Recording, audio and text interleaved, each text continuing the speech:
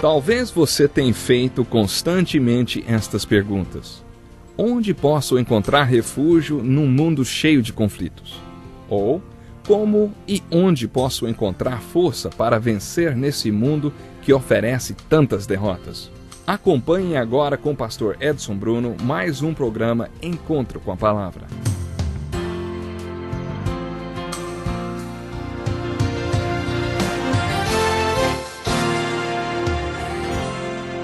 Seja bem-vindo ao nosso Encontro com a Palavra e bem-vindo à continuação do estudo, versículo por versículo, do Evangelho de João.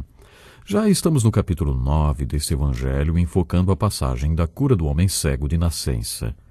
O Velho Testamento não registra a cura de nenhum cego de nascença. O que encontramos é a profecia do profeta Isaías no capítulo 35 a respeito do Messias e seu ministério. Diz assim: então se abrirão os olhos dos cegos e destaparão os ouvidos dos surdos. Esta seria uma das provas proféticas que indicariam quem seria o Messias. Agora devemos nos lembrar qual é a argumentação básica do Evangelho de João, capítulo 20, versículo 31, que diz assim: mas estes sinais foram escritos para que vocês creiam que Jesus é o Cristo, o Filho de Deus, e crendo, tenham vida em seu nome.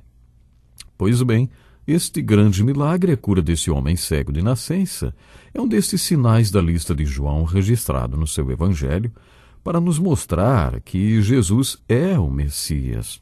Jesus tinha sugerido que o propósito da cegueira daquele homem era para que a obra de Deus se manifestasse na vida dele e também através da vida dele. E ainda acrescentou esta declaração impressionante sobre a obra de Deus nas nossas vidas. Enquanto é dia, precisamos realizar a obra daquele que nos enviou, porque a noite se aproxima quando ninguém pode trabalhar. Você já percebeu como Jesus era obcecado pela obra de Deus? Procure observar com que frequência Jesus menciona a obra de Deus. O capítulo 4 dá a entender que Jesus estava eufórico para conversar com a mulher samaritana. Jesus até mandou os discípulos comprarem comida na cidade, que depois ele não quis comer. Jesus pareceu estar transbordando de alegria porque a mulher tinha encontrado a água viva. Ele tinha feito a obra de Deus, ajudando aquela mulher a encontrar a água viva. E nesse contexto, Jesus fez a seguinte declaração: a minha comida é fazer a vontade daquele que me enviou e concluir a sua obra. Em todo o Evangelho de João encontramos referências à obra que o Pai queria que Jesus fizesse. No capítulo 5, Jesus declarou que sua obra era uma prova de que ele era quem alegava ser e que se ajusta a este milagre no capítulo 9, a cura de um cego de nascença. No capítulo 17, versículo 4, lemos sobre a conclusão do ministério de Jesus, quando ele se retirou para orar, e o seu suor se transformou em sangue no jardim do Getsêmani. Ele começou a oração dizendo: eu te glorifico na terra, completando a obra que me deste para fazer. Também quando estava na cruz, as últimas palavras de Jesus foram: está consumado, Pai, nas tuas mãos entrego o meu espírito. Nesta passagem do capítulo 9, Jesus incluiu os discípulos, o que quer dizer que Jesus também incluiu você e eu, quando disse: enquanto é dia, precisamos realizar a obra daquele que me enviou, porque a noite se aproxima quando ninguém pode trabalhar. Noite pode significar a nossa morte física, ou talvez Jesus estivesse se referindo às oportunidades que surgem para fazermos a obra de Deus. Todos nós temos o nosso momento, e se não o aproveitarmos e o deixarmos passar, pode significar a noite. E quando a noite vem, quando as oportunidades já passaram, não dá mais para fazer a obra de Deus. Certas coisas que Deus quer que façamos têm de ser feitas em um momento específico, quando Deus brilha sua luz. Por isso Jesus disse no capítulo 5, enquanto estou no mundo, sou a luz do mundo. Essas declarações de Jesus são muito profundas. Jesus podia estar dizendo que, enquanto esteve aqui, ele viveu em dois mundos diferentes. Ele disse a Nicodemos que ninguém jamais subiu ao céu, a não ser aquele que veio do céu. Ninguém veio do céu, a não ser o Filho do Homem. Ninguém está no céu, a não ser o Filho do Homem. Jesus também disse que o seu reino não era deste mundo. Ele estava constantemente em união com o Pai, fazendo o que agradava ao Pai. Ele era do alto, conforme lemos no capítulo 8. E tudo que Jesus ouviu do Pai Nas dimensões celestiais, ele nos fez saber e praticou. Jesus sempre demonstrou viver em dois mundos. O apóstolo Paulo, na sua carta aos Efésios, falou sobre as regiões celestiais e como podemos encontrar nas regiões celestiais todos os recursos que precisamos, todas as bênçãos espirituais que precisamos para executar a obra de Deus nesse mundo. Todos nós devemos habitar em Cristo, em Deus e no Espírito nas regiões celestiais, enquanto vivemos nesse mundo. Se vivermos nos lugares celestiais enquanto vivemos nesse mundo, seremos a luz enquanto estivermos aqui. Conseguiremos ser luz se estivermos conectados nas regiões celestiais. Quantas verdades maravilhosas! Depois de proclamar estas verdades, Jesus cuspiu no chão, misturou terra com saliva e colocou nos olhos do homem aquilo. Estudiosos argumentam que naquele tempo eles acreditaram que havia cura na saliva. Não sabemos por que Jesus curou dessa forma. Jesus não agia sempre da mesma maneira. No capítulo 8 de Marcos, lemos sobre um homem que foi levado para fora da cidade depois Jesus cuspiu nos seus olhos e colocou as mãos sobre eles. Esse texto não menciona nada sobre terra e saliva. A princípio, o homem enxergava, mas não perfeitamente. Esta cura precisou de 2 estágios.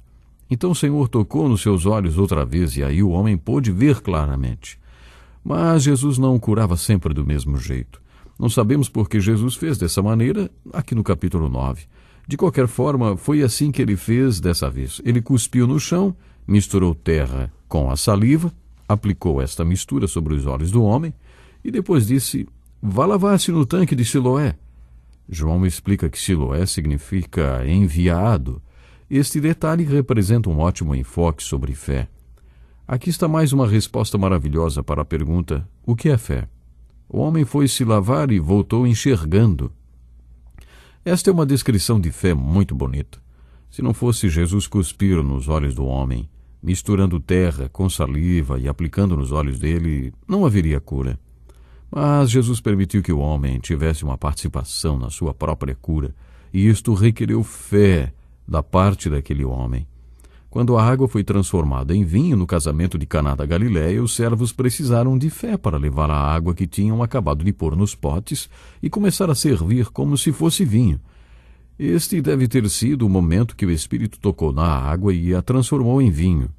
O milagre da multiplicação dos 5 pães e dos 2 peixinhos do menino, alimentando cerca de 20.000 pessoas, deve ter acontecido à medida que os discípulos passavam o alimento das mãos de Jesus para as mãos do povo. Nessas ocasiões, os apóstolos e os servos precisaram participar de alguma forma. Eles precisaram aplicar a fé para que o milagre acontecesse. Foi isto que aconteceu no capítulo 9 de João. Não era sempre que Jesus fazia isto, mas foi assim que ele agiu dessa vez. Por isso o homem foi se lavar nas águas de Siloé e voltou enxergando. E logo em seguida a luz do homem começou a brilhar, primeiramente para os seus vizinhos. Não é este o mesmo homem que costumava ficar sentado, mendigando? Alguns afirmavam que era ele. Outros diziam: não, apenas se parece com ele. E o homem deu seu testemunho: sou eu mesmo. Temos aqui um ótimo retrato do que é ser testemunha. Ser testemunha é mais do que deixar sua vida falar por si mesma. Imagine que você participasse de um julgamento como testemunha e na hora do seu depoimento dissesse: vou deixar que minha vida fale por mim. Recuso-me a pronunciar qualquer palavra. Você acha que o juiz toleraria isto? O seu testemunho envolve o que você é e o que você fala. Mas existe aquela hora do seu testemunho pessoal, quando sua luz brilha e você verbaliza o que está acontecendo. As pessoas se sentem atraídas ao ouvir o que temos a dizer por causa do que vem em nós, por causa do que vem acontecer em nossas vidas. Foi assim que aconteceu com Nicodemos, que se sentiu bem em ir conversar com Jesus. Sentiu vontade, despertou vontade nele de ir falar com Jesus. Isso aconteceu depois que ele observou Jesus. Quando os vizinhos daquele ex-cego viram o milagre que tinha acontecido, ficaram interessados em saber mais sobre como ocorrera aquela mudança e por isso lhe perguntaram: como foram abertos os seus olhos? No versículo 11 lemos a resposta do homem. Ele disse: o homem chamado Jesus misturou terra com saliva, colocou nos meus olhos e me disse que fosse lavar-me em Siloé. Fui, lavei-me e agora vejo. E quando eles perguntaram: onde está esse homem? Ele respondeu: não sei. Tinha muito mais coisa que este homem não sabia, mas de uma coisa ele sabia. Ele falou: eu era cego e agora estou vendo. Ele não sabia como tinha acontecido. Ele era cego, tinha nascido cego. Mas um homem chamado Jesus fez uma mistura de terra e saliva e aplicou nos seus olhos e depois o mandou lavá-lo. Ele foi, lavou-os e passou a ver. E isto ele sabia muito bem. Por isso ele falou com tanta força: de uma coisa eu sei, eu era cego e agora estou vendo. Mais uma vez encontramos um enfoque sobre o que é fé. O praticar leva ao conhecer. Ver não é crer, crer leva ao ver. Isto foi ilustrado com a experiência deste homem. Agora que iniciamos o estudo do capítulo 9, não se esqueça das 3 perguntas que temos usado em nosso estudo. Quem é Jesus? A revelação progressiva que este homem teve lhe mostrou quem é Jesus. O que é fé? Vemos o que é fé no parágrafo de abertura desse capítulo. O que é vida? Vida é como ter nascido cego, ficado cego por toda a vida e de repente começar a enxergar. É isso que é vida no capítulo 9 do Evangelho de João. Sabe, é incrível como a gente pode perceber e sentir o poder do Senhor Jesus. Onde ele passava, alguma coisa incrível acontecia. Onde o Senhor Jesus passava, algo de tão bom acontecia. Como foi o caso desse homem cego que passou a enxergar. Os capítulos 5, 6, 7 e 8 de João começam com um acontecimento que se torna a ilustração para um discurso, sermão ou discussão de Jesus carregados de ensinos profundos. Aqui nos primeiros 12 versículos do capítulo 9 de João que estamos estudando, lemos sobre a cura desse homem cego de nascença que se tornou luz. Luz. Ele se tornou uma testemunha por causa de tudo que as outras pessoas viram em sua vida e também pelo que ele próprio falou e testemunhou.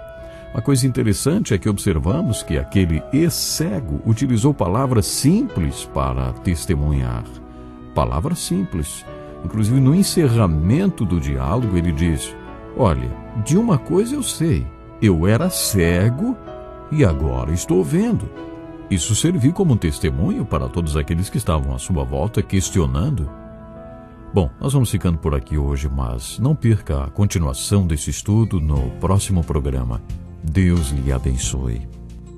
Que lição importantíssima. Obrigado, pastor Edson Bruno. Prezado ouvinte, coloque em prática o que você ouviu aqui. Sem dúvida, sua vida será grandemente abençoada. Este é um estudo escrito pelo Dr. Dick Woodward, na voz do pastor Edson Bruno. Escreva-nos e solicite o material. Nosso endereço é Encontro com a Palavra, Caixa Postal 2011, CEP 89201-970, Joinville, Santa Catarina. Até o nosso próximo encontro com a Palavra.